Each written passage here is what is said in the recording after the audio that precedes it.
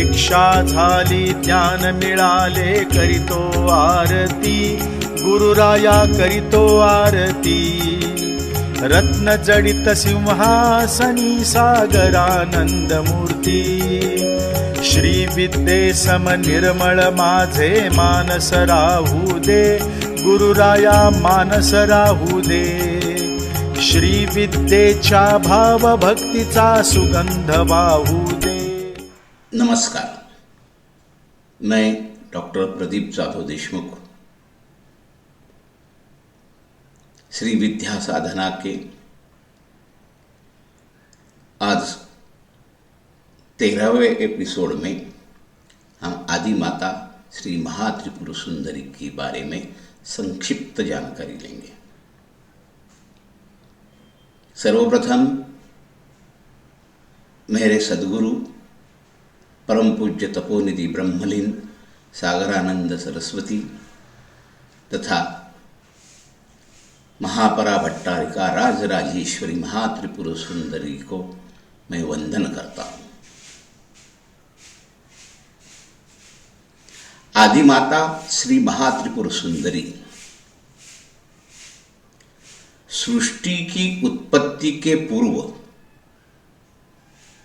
सर्व आपोमय जगत यानी सभी दूर पानी ही था। तब भगवान विष्णु योग मायाधीन थे। तब मधु व कैटभ दो दैत्य उत्पन्न हुए और ब्रह्मा को त्रास करने लगे। तब उन्हें मारने के लिए ब्रह्मा ने भगवान विष्णु योग निद्रा से जाग जाए इसलिए आदि माता श्री महात्रिपुर सुंदरी की स्तुति की। तब विष्णु के शरीर से आदि माता बाहर आई और विष्णु जाग गए। मधु व कैटभ का उन्होंने वध कर दिया, अर्थात भगवान विष्णु मोहमयी योग निद्रा के जब तक अधीन थे तब तक उन्हें स्वतंत्र सत्ता नहीं थी। उसी प्रकार महिषासुर का व उसकी विशाल सेना का अकेले जगन माता ने ही क्षण भर में नाश कर दिया। तद्वत शुंभ निशुंभ का उसके सैन्य के साथ जगदम्बा ने नाश कर दिया। इससे उसके प्रचंड सामर्थ्य का अंदाजा आ जाता है। उसके ललाट से काली का निर्माण हुआ। उसके शरीर से मातृगण निर्माण हुए। सभी देवताओं की जननी वही है। इसीलिए आदि माता जगत जननी जगदम्बा आदि शक्ति श्री महात्रिपुर सुंदरी सर्वार्थ पूर्ण वात्सल्य भाव से उपासकों पर अपनी कृपा दृष्टि से अमृत वर्षाव करती है। त्रिपुर सुंदरी का मूर्ति ध्यान नित्य षोडशिकारणों में इस तरह से किया है। बिंदु त्रिकोण वसुकोण दशार युग्म मन्यस्त्र नागदल संयुत शो दशारम वृत्तत्रयं च धरणि सदनत्रयं च श्रीचक्रमेतदुदितं परदेवतायाः। श्री यंत्र के मध्य बिंदु की जगह रत्नजडित सिंहासनाधिष्ठित तेजपुंज भगवती का ध्यान परिवार देवताओं गुरुमंडल भक्तगणों के साथ करते हैं। ऊंची तथा आरक्त वर्ण के वस्त्र उसने पहने हैं। मस्तक पर किरीट व चंद्र धारण किया हुआ है। अपने चारों हाथों में 4 आयुधे धारण किए हुए हैं। संपूर्ण विश्व का संचालन और नियमन करने वाली, नेत्र दीप्त करने वाली, प्रकाशमान अरुणावर्ण देवी श्री महात्रिपुर सुंदरी का ध्यान करना चाहिए। मानव को बाह्य पाशबद्ध नहीं करते हैं। संकल्प विकल्पात्मक अंतर्गत ही मोह पाशबद्ध करता है।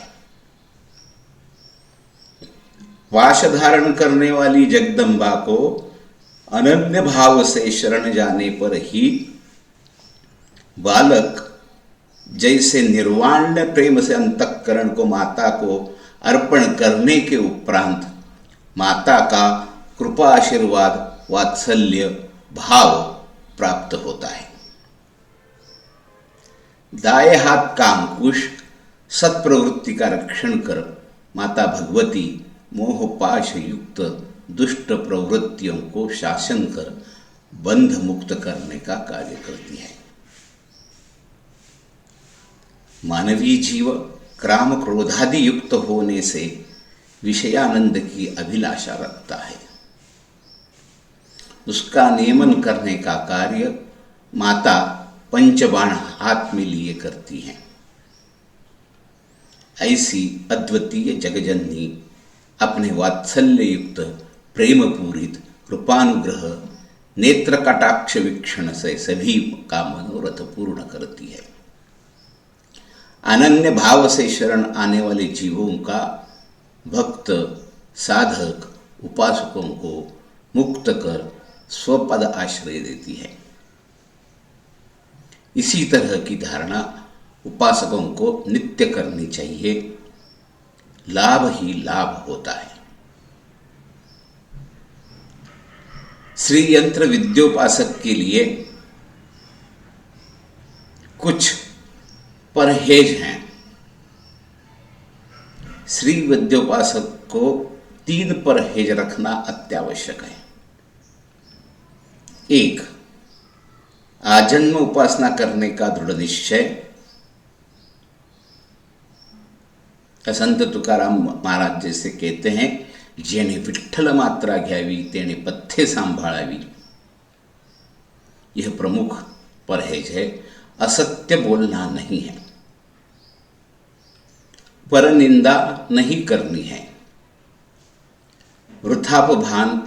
वृथाभिमान नहीं करना है, द्वेष मच्छर नहीं करें, असूया नहीं रखनी है, परद्रव्य अपहार नहीं करना है, परदारा यानी परस्त्री से संबंध नहीं रखना है।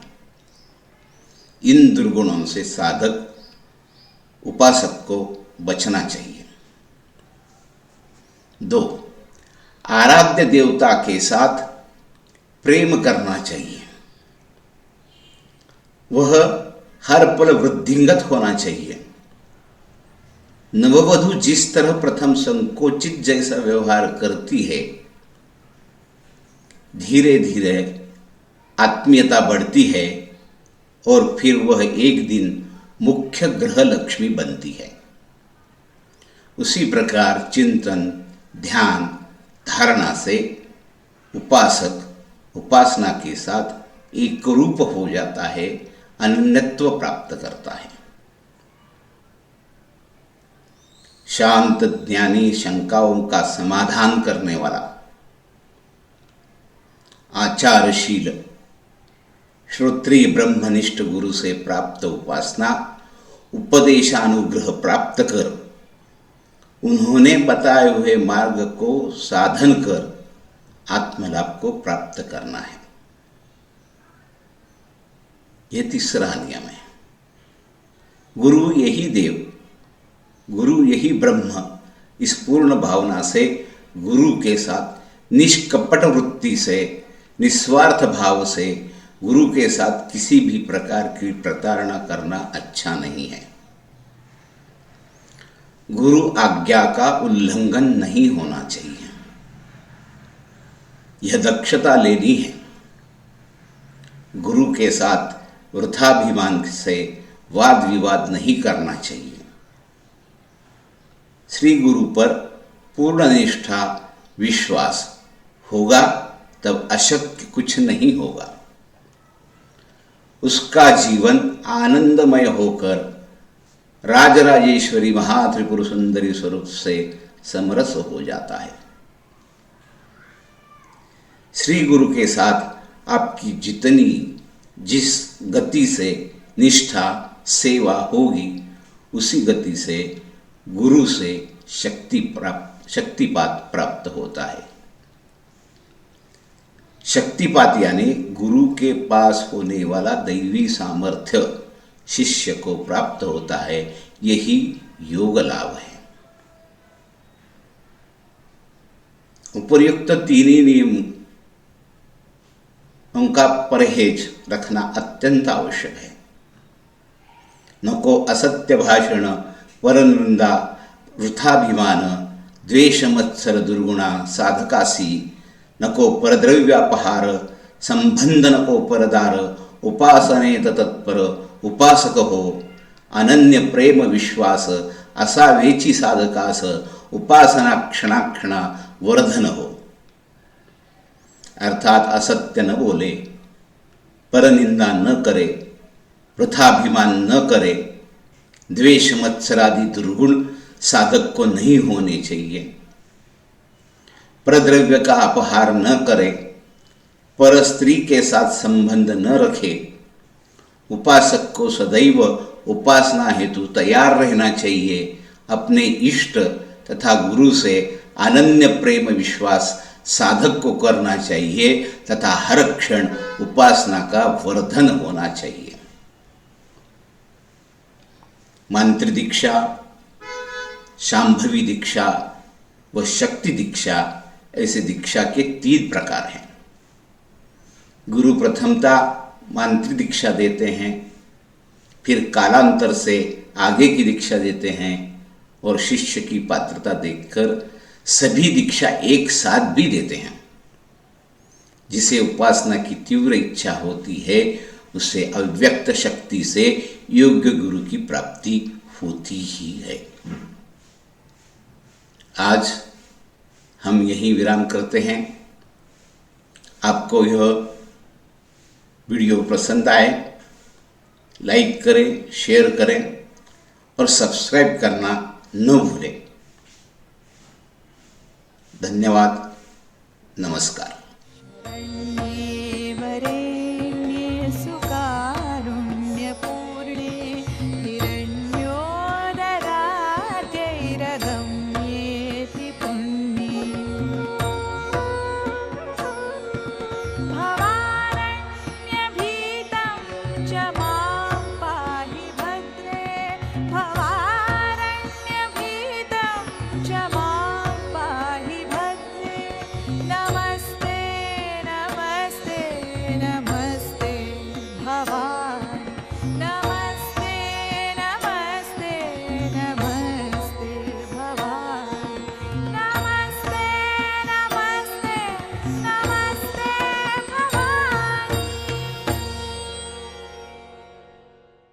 दीक्षा झाली ज्ञान मिळाले करीतो आरती, गुरुराया करीतो आरती।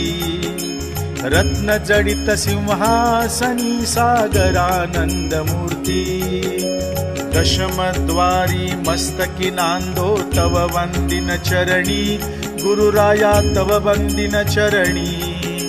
प्रदीप चेतवुनी अर्पितो तव चैतन्य मूर्ती, दीक्षा झाली ज्ञान मिळाले करीतो आरती, गुरुराया करीतो आरती। रत्न जडित सिंहासनी सागरानंद मूर्ती,